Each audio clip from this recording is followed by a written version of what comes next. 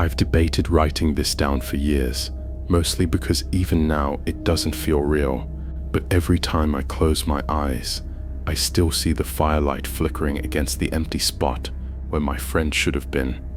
This happened in the summer of 2019. 4 of us, me, my buddy Tyler, his girlfriend Jess, and her younger brother Nate, decided to go camping in Black Pines National Forest. It was a massive place with hundreds of miles of trails, thick woods, and more than its fair share of local legends. People talked about weird lights, missing hikers, even forest spirits that lured people off the trail. We laughed it off, of course. We were just there for beer, s'mores, and a break from city noise. The first day was perfect. We hiked out a few miles, set up camp near a clearing by a stream, and got the fire going before sunset. Everything felt normal. Too normal, in hindsight. It was around midnight when things started to get strange. We were sitting around the fire, telling dumb stories, when Jess asked, "Do you hear that?" We all went quiet. At first I thought she meant the stream, but then I caught it too. A faint whistling sound, not like wind through the trees, but like someone trying to whistle a tune. It was off-key, broken, almost like whoever was doing it didn't know how.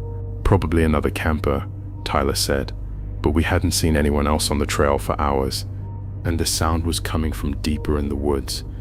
Nate, being the idiot little brother, grabbed a flashlight and stood up. "I'll check it out." We all tried to stop him, but he just grinned and walked toward the tree line. His flashlight beam bobbed between the trunks, then disappeared. For a while the only sound was the fire crackling, then the whistling stopped. "Okay, that's not funny," Jess called. No answer. We waited. 5 minutes turned into 10. Tyler cursed under his breath and grabbed his own flashlight. "I'll get him." He disappeared into the woods too. Now it was just me and Jess, staring at the fire. I tried to play it cool, but my gut was twisting. Something was wrong. The forest felt too quiet, like everything was holding its breath. Then from somewhere in the dark, I heard Nate's voice. "Guys, come look." It sounded distant, but not too far. Jess jumped up, relief washing over her face. But something in his tone made my skin crawl. It was flat, monotone, not like him at all. "Tyler?" Jess shouted. No reply. The flashlight beams didn't return. Another 10 minutes passed, then 20. I told Jess to stay by the fire and grab my own flashlight. I couldn't just sit there. As soon as I stepped past the first line of trees, the air changed. The warmth of the fire vanished, replaced by a heavy, cold dampness that clung to my skin. My light cut through the dark, but every shadow seemed too deep, like the trees were leaning closer. I called their names. My voice echoed strangely, as if the woods swallowed the sound and spat it back in pieces. Then I saw it, Tyler's flashlight, lying on the ground. The lens was cracked, still flickering weakly. But no Tyler. That's when the whistling started again. It was closer now, circling me, moving from tree to tree. I spun in every direction, the beam of my light catching glimpses of movement. Branches shifting, shadows darting, but no faces. I ran back to camp. Jess was gone. The fire was still burning, our chairs still in place, but she wasn't there. Her backpack was too. She wouldn't have left it. My chest tightened. I shouted her name until my throat went raw. The only reply was that broken off-key whistle, weaving through the trees like it was mocking me. I didn't sleep.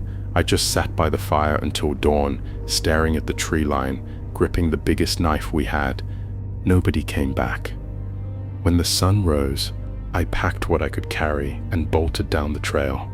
I ran for nearly 2 hours until I reached the ranger station. They sent search teams, dogs, even helicopters.